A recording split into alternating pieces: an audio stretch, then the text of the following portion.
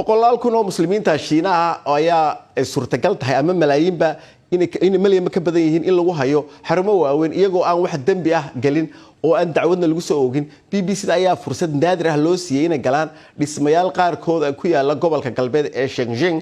Shiinaha ayaa hore u diiday inay jiraan kaamamkaasi, laakiin hadda waxay ku adkaysanayaan inay yihiin iskuulo dadka wax lagu barayo si looga dagaalamo mayal adeega. waxaa soo jeedinaya warbixintan Cabdixaafid Cawi Ismaaciil. shiinuhu uu beenin jiray inay boqolaal kun oo muslimiina ku hayaan xarumahan waaweyn ee sida aadka ah loo ilaaliyo. laakiin iminka waxaana loo oggolaaday inaannu booqanno.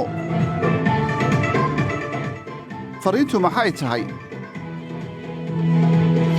dadkani maaha maxaabiis, laakiin waa arday iyaga oo aan waxba ka qabin oggolaaday in maskaxda laga beddelo. waxaa la weydiiyey in aan cidi soo khasbin. qolyo mayal adag ayaa helay. waxaan halkan u yimi inaan maskaxda ka saaro fikradahaasi adag.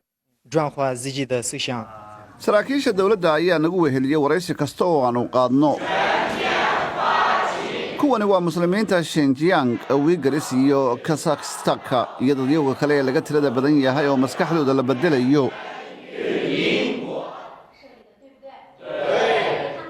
waxay baranayaan shuruucda Shiinaha ee xadida ku dhaqanka diinta, waxaanay ku bedelanayaan inay daacad u noqdaan dhaqan kale. waan jeclahay xasbiga shuuciga ee Shiinuhu ayuu ninkani qoray. waxaa la weydiiyey in meel aan dadku ka bixi karin ilaa loo oggolaadaa aanay ahayn xabsi, xataa haddii ay tahay jeel farshaxanka lagu samayn karo. ma fahmayo waxa aad ka waddo xabsi. xaqiiqdii halkani waa xarun tababar. sannadihii aynu soo dhaafnay xarumo badan ayaa laga dhisay gobolkan Xinjiang, laakiin xarunta aanu booqannay waayiradii ku wareegsanaa iyo qolalkii waardiyayaasha waa laga furay. meelihii lagu jimicsan jirayna waxaa laga dhigay garoomo lagu cayaaro si dadka booqanaya loogu siro.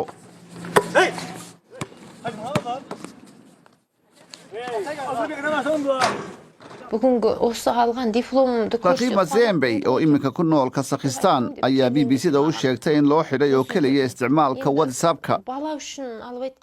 waxay la kulantay ciqaab iyo dhibaatooyin sida ay sheegtay markii lagu hayay xarumo dadka la geeyo oo halkani ka mid tahay. waxa ay sheegtay in muuqaalada farxadda ah la tuso saraakiisha iyo saxafiyiinta soo booqata. aniga ayaa la kulmay ka hor inta aan dadka dibadda soo booqan ayaana loo sheegi jiray in qofkii ka hadlaa xaqiiqada la geyn doono meel halkan ka daran. sababtaas ayaa qof kasta uu u sameeyaa waxa la faro oo ay ka mid yihiin jaaska iyo heesaha.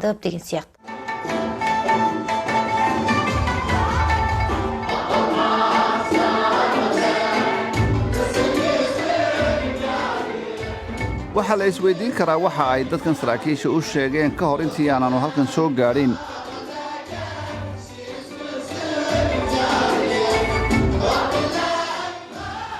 dembi laguma helin, lama maxkamadayn.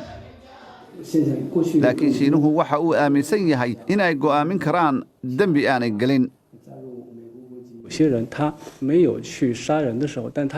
dadka qaar inta aanay waxdilin calaamado muujinaya inay waxdili karaan ayaa lagu arkaa. miyaan sugnaa inta ay dembi gelayaan mise waanu ka hortagnaa?